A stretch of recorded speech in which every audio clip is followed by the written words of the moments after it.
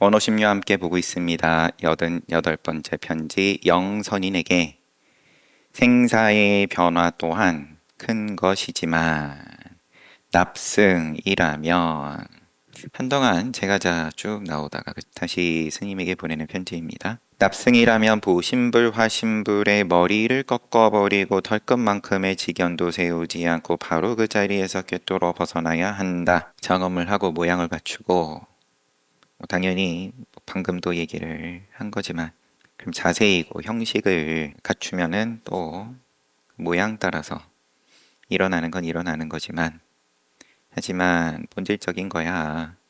보신불이고 화신불이고 더듬을 게 뭐가 필요하겠냐. 생사의 변화 또한 큰 것이지만 털끝만큼의 직연도 세우지 않고 바로 그 자리에서 꿰뚫어 벗어나야 한다. 당장에 몸을 바꾸는 순간이라 하더라도 직연을 세우지 않을 정도 되면 다시 얘기하자.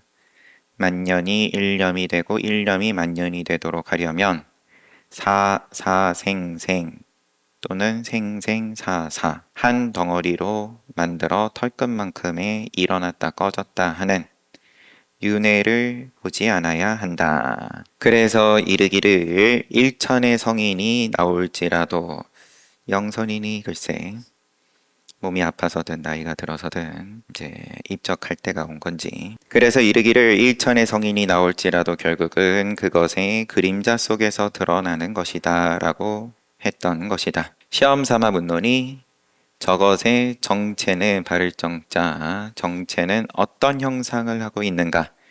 모름지기 공겁 이전도 그것으로 말미암아 세워졌고 화장세계에 떠있는 당왕찰이 다하고 미래세가 다할 때까지도 모두 그것으로 인해 이루어지는 것임을 알아야 한다.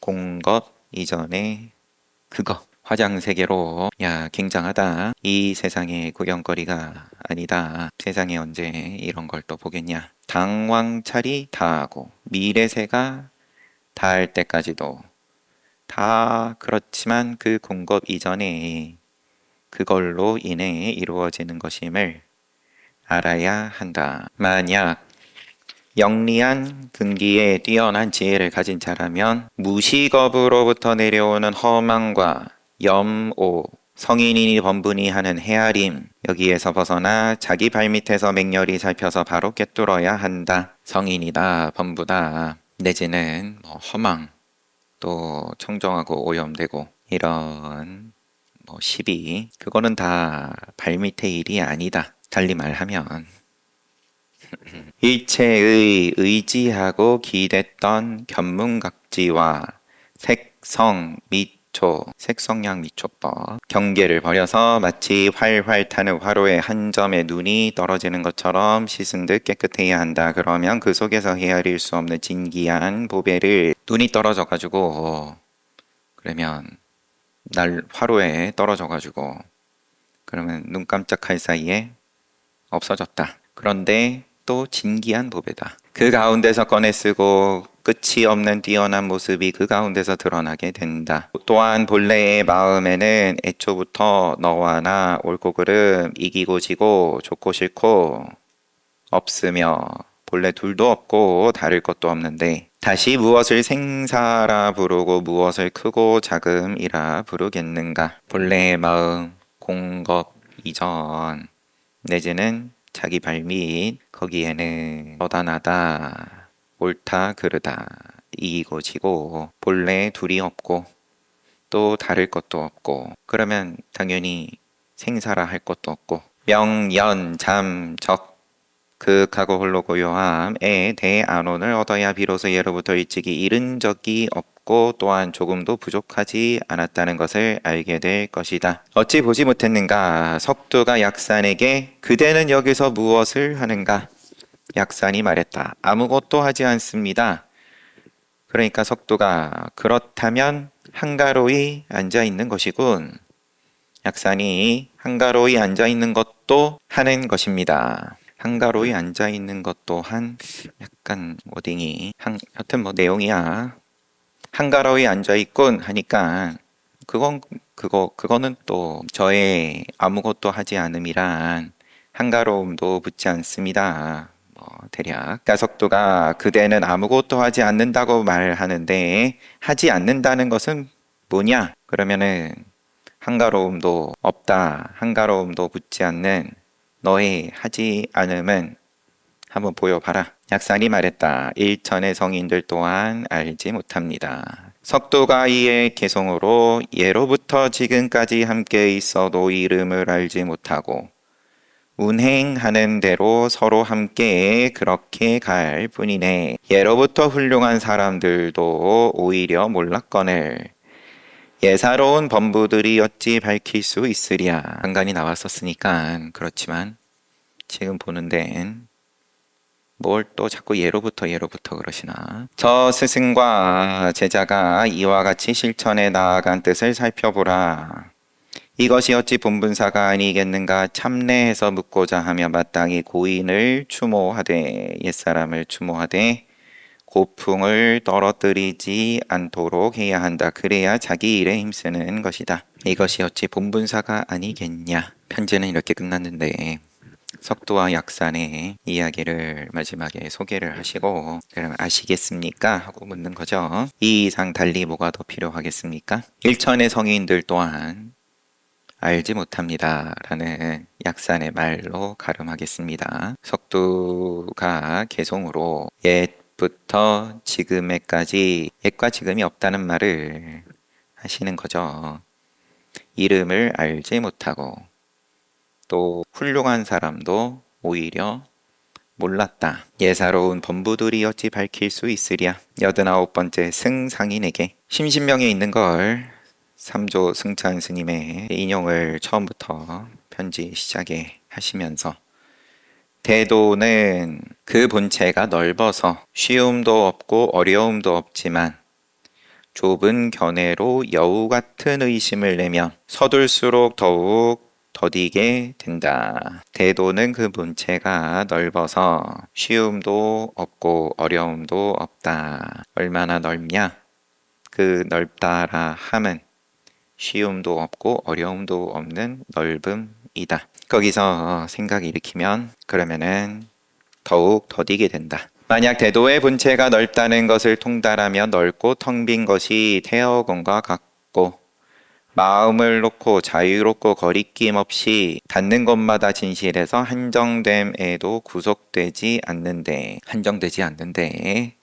무슨 쉽고 어려움이 있겠습니까? 허공과 같고 자유로운데 뭔가 자유롭지 못할 때 내지는 걸림이 있을 때 문제가 있을 때 그 문제가 쉬운 문제냐 어려운 문제냐 갖다 붙이는 거지 처음부터 문제도 없는데 태어건과 같아서 쉽다 어렵다가 어디에 있겠습니까? 손 가는 대로 집어들고 하늘을 덮고 땅을 덮으며 시방의 허공을 머금고 기르면서도 상을 내지 않습니다.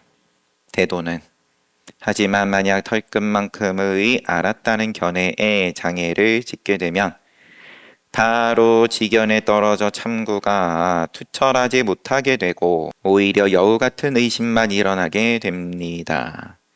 그렇기 때문에 이 도는 오직 대근기에 영리한 자가 바로 그 자리에서 알아차리는 것에만 힘을 써서 무거운 짐을 벗어버리듯 또렷이 깨닫고는 바로 쉬는 것입니다. 일으키는 것이 수행을 하겠다, 내가 깨닫겠다라고 일으키는 것이 다 여우와 같은 의심일 뿐이다. 그래서 대근기에 영리한 자는 그거를 안 한다. 안 할 줄 안다. 다시는 한정된 지견도 짓지 않고 천차만별을 한 칼에 베어 예사로 여기며 이기고 짐도 세우지 않고 오로지 한 발 물러나 감추는 것에만 힘쓰게 되는데 마치 어리석기가 바보와 같습니다. 감추는 모양을 일으켜서 감추는 게 아니라 일으키는 것이 곧 통째로가 다 드러냄을 안다. 그것만 그러면은 바로 쉰다. 그러하기에 감춘다라고 하지만 이미 쉬는 입장을 위한 말은 아닌 거죠. 그러질 못하니까. 홀로 움직이고 홀로 비춰서 물 흐르듯 두루 융합해서 밀밀면면하게 되면 부처의 눈으로도 엿보지 못하게 되는데 하물며 마군이나 외도의 경우이겠습니까? 홀로 움직이고 홀로 비춰서 물 흐르듯 두루 융합한다. 깨달으면은 그러면은 뭡니까? 부처는 죽은 다음에 윤회를 합니까? 안 합니까?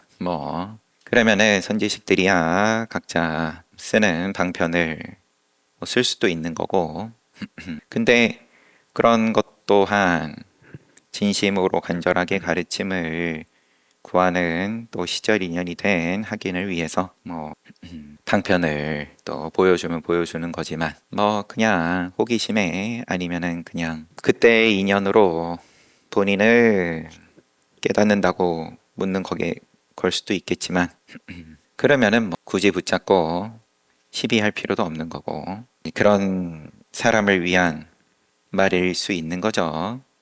그냥 홀로 움직이고 홀로 비춰서 물 흐르듯 두루 융합하는 겁니다. 깨달으면은 작용이 어떻게 됩니까? 깨달아도 똑같지 않습니까? 배고프니까 밥 먹어야 되고 잠 자야 되고 숨 쉬어야 되고 그럼 도인하고 다를 게 뭡니까?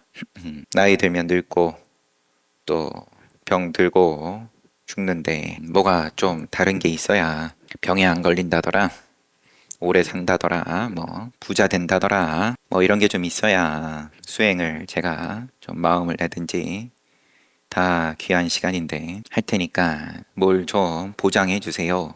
그런 거죠. 그런 말 하는 줄 아는지 모르는지. 오래도록 길러서 이루게 되면 자연히 마음에도 들어가고 골수에도 사무치는 공이 공부가 공을 세우다 할 때 공이 있게 됩니다. 된다. 그러니까 해보세요. 또한 바로 육근과 육진에 거스르고 따름, 나고 죽음까지도 물어뜯고 끊어서 끝내 의심하지 않게 되는데 거스르고 따르고 거슬러도 마음에 걸리고 따라도 마음에 걸리고 세상의 일이 다 그런데 늘 뭔가 미련이 남고 후회가 남고 다르게 했으면 더 좋았을 것 같으니까 그런데 물어뜯고 끊어서 끝내 의심하지 않게 된다. 얼마나 당당하냐 내지는 대안온이라고 반복해서 표현하시는 온 세상이 손가락질을 하면서 너가 잘못한 거다. 그래도 거기에 대해서 나는 당당하다. 나의 선택이 거슬렀든 따랐든 간에 입을 다물었어야 되는데 내지는 입을 벌렸어야 되는데 시비하려면 하고 하지만 나는 편안한 걸 이것이 곧 무심 무위 무사의 대해탈 경계입니다. 이왕 이와 같은 수승한 부류에 참여하기로 한 이상 당연히 간절하고 부지런히 몸과 마음을 내려놓고 스스로 일구를 참고해야 합니다. 이왕 이와 같은 수승한 부류에 동참을 했으면 애매하게 하게 되는 건 일상이 따로고 수행이 따로고 그러다 보니까 이쪽을 하자니 저쪽이 손해가 나고 또 저쪽을 하자니 이쪽이 또 아쉽고 그러니까는 그대로죠. 육근과 육진에 거스르고 따름에 걸음걸음이 늘 불만족인데 할 것 같으면 하기로 했으면 당연히 간절하고 부지런히 몸과 마음을 내려놓고 일구를 참고해야 합니다.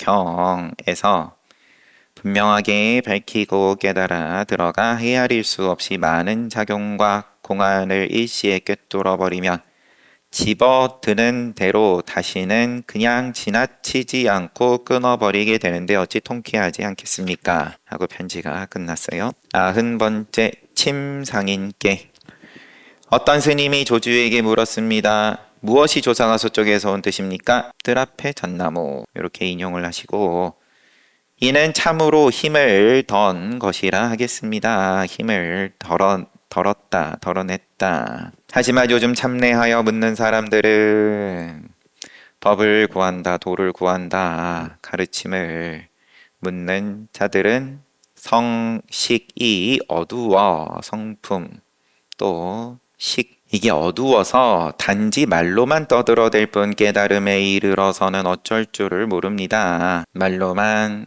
헤아림으로만 정식으로만 다 물을 뿐 깨달음에 대해서는 어쩔 줄을 모른다. 결국에는 더하고 덜함도 없이 마침내 뱃속 가득히 의심을 품고 다른 견해를 많이 지어 본분사에 어긋나게 되니 더하고 덜함도 없이 결국에는 어쨌든 뒷말로 가면 의심을 품고 깨달음으로 이야기를 해줘도 선지식이 뜰 앞에 잣나무다 얘기를 해줘도 다른 견해를 많이 지어서 본분사에 어긋나게 되니 본분사가 언어에도 있지 않고 사물에도 있지 않다는 것을 전혀 모르는 것입니다. 전광석화 같이 풍규를 조금만 드러내도 바로 헤아려 알고자 하는데 이미 두 번째, 세 번째에 떨어진 것입니다. 첫 번째를 알고 싶다고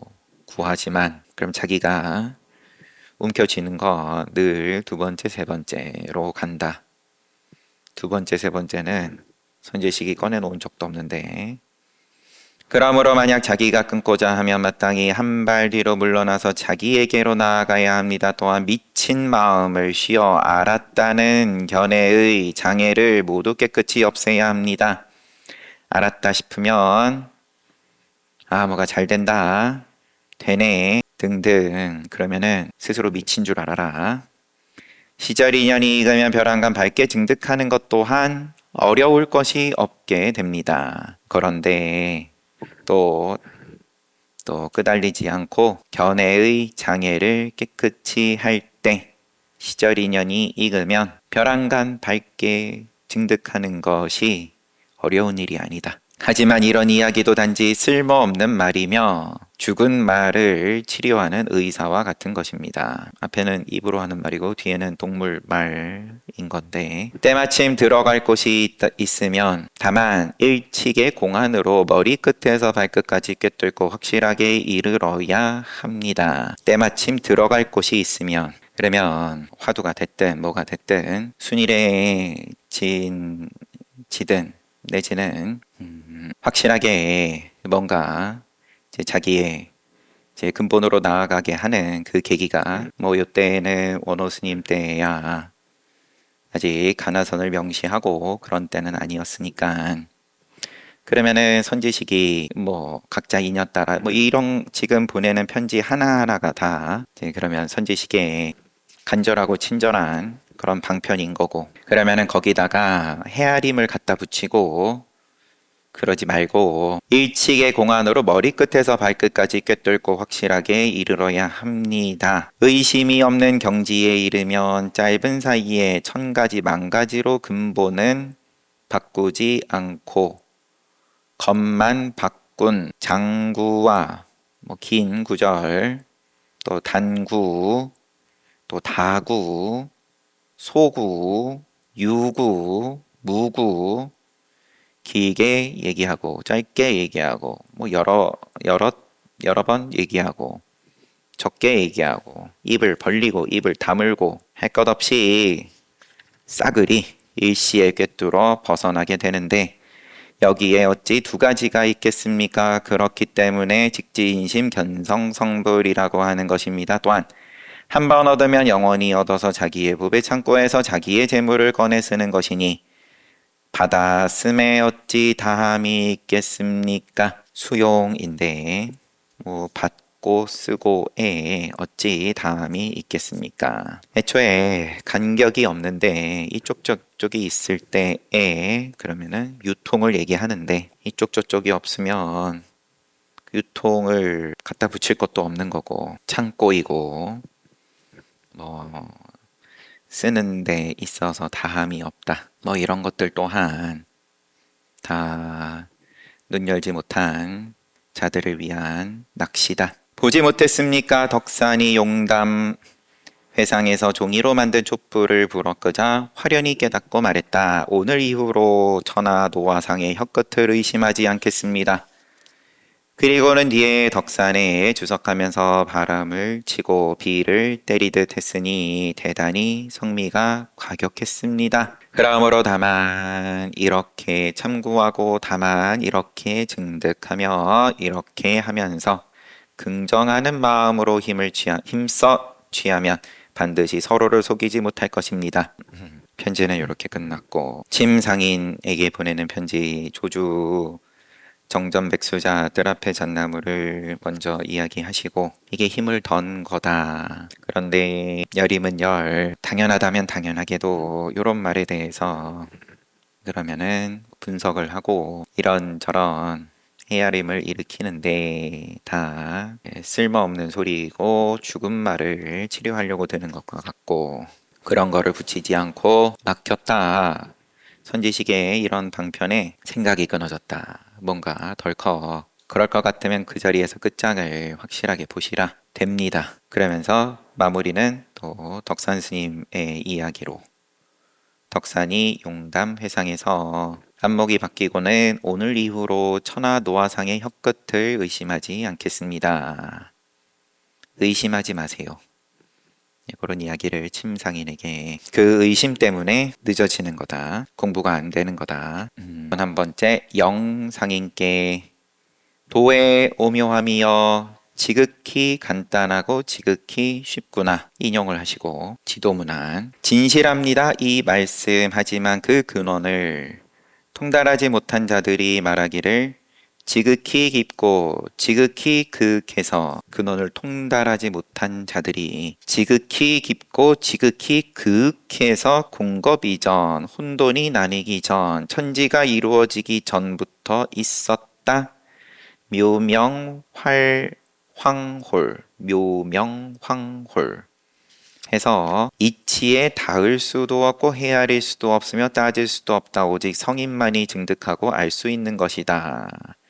라고 합니다. 모르는 자들이 이런 소리 하는데 선지식도 이런 소리 할 수 있지만 하지만 여하튼 깨닫게 하니까 선지식인 거고 뭘 쥐고 휘두르든 근원을 통달하지 못한 자들이 요런 그럴싸한 말을 갖다 붙이고는 그러고는 한마디로 하면 공부 안 하더라. 이런 까닭의 진실로 그 말이 귀착되는 취지를 알지 못하는 것입니다. 어찌 이를 말로써 할 수 있겠습니까? 사람마다 자기 말 밑에 원만하게 이루어져 오직 매일 쓰는 가운데 적나라하게 일체기에 두루 갖추어져 있고 일체기에 기틀에 내지는 마음에 두루 갖추어져 있고 일체처에 두루 해서 밝히지 못할 어둠이 없으며 어느 때에도 작용하지 않는 때가 없다는 것을 전혀 모르면서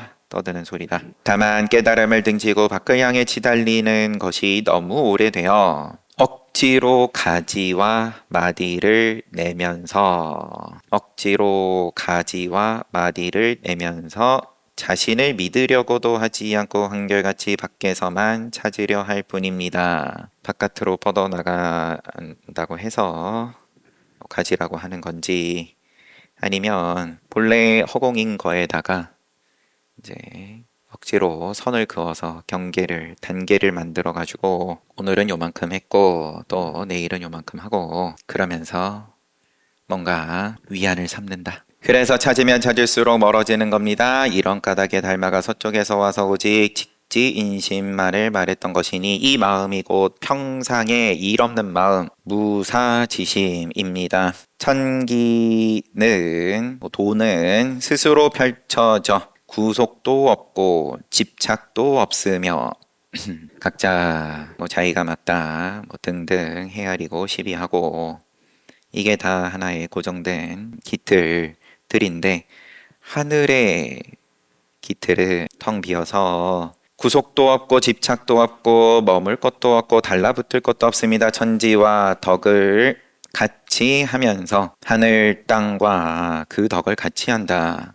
해와 달이 함께 밝고 귀신과 길흉을 함께 하면서도 털끝만큼의 견해에 가시도 허용하는 것이 없습니다. 다 대긍정이에요. 하늘이 숭고해가지고 땅과 함께하지 않는다가 아니라 하늘 땅과 덕을 같이 한다. 귀신과 길흉을 함께한다. 다 긍정을 하기에 태어공이다. 긍정을 한다라는 것은 곧 털끝만큼의 견해 가시를 허용하지 않는 거다.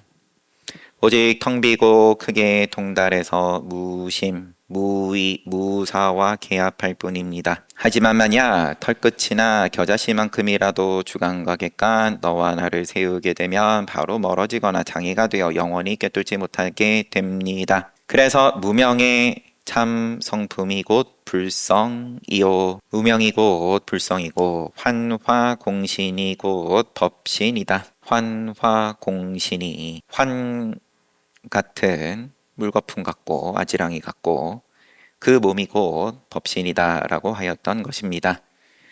만약 무명의 껍데기 속에서 실제의 성품을 증득할 수 있다면 무명의 껍데기 속에서 그냥 서 있는 그 자리서 발 밑에 실상을 증득할 수 있다면 짧은 시간에도 무명의 온전한 모습이 그대로 한꺼번에 발휘될 것입니다. 또한 환화공신의 틀 속에서 법신을 보게 되면 밥 먹는 사이에도 환화공신 전체가 모두 사무쳐 빛나게 될 것입니다. 그러나 제일로 두려운 것은 무명공신 속에서 작위하고 견해를 세우는 것입니다. 무명이고 공신이고 그 속에서 그 가운데서 무위하지 못하는 것이 제일로 두려운 것이다. 그렇게 되면 전혀 관계가 없게 됩니다. 이 정체를 바른 몸을 꿰뚫어 무명공신도 따로 밝힐 것이 없게 되면 통째로가 무명의 껍데기 속에서 실성을 증득했다. 그럼 뭐가 무명이고 뭐가 실성이냐? 구분이 경계가 없어지게 되면 따로 밝힐 것이 없게 되면 일체 만유와 모든 있음과 모든 존재와 사나 대지 명암 색공 밝고 어둡고 색이고 공이고 또 사성 육범 사성은 부처보살 성문영각 육범은 우리 육도 윤회 천상 인간 수라 아기 축생 지옥 이게 통째로가 모두 바깥 대상이 아니게 됩니다. 또한 진실하게 살피면 하루 종일 세상 어디에도 밖이 없게 되는데 안팎이 없어진 입장에서 어디에 자기의 몸과 마음을 내려놓지 못할 곳이 있겠습니까? 보지 못했습니까? 옛날 사람이 이르기를 번뇌짝이 열애의 종자이니 몸의 실상을 관하되 부처 또한 이와 같이 관하라 라고 한 것을 요거는 천태지자의 묘법 연화경 현의 출처가 그런 다음 세간법과 불법을 한 덩어리로 만들어 무심히 밥을 먹고 옷을 입으면 이것이 바로 대기대용입니다. 그러면 방과할 백천의 작위 또 기연 경계를 어찌 다시 의심하겠습니까? 시작이 어떻게 됐죠? 도의 오묘함이여 지극히 간단하고 지극히 쉽구나.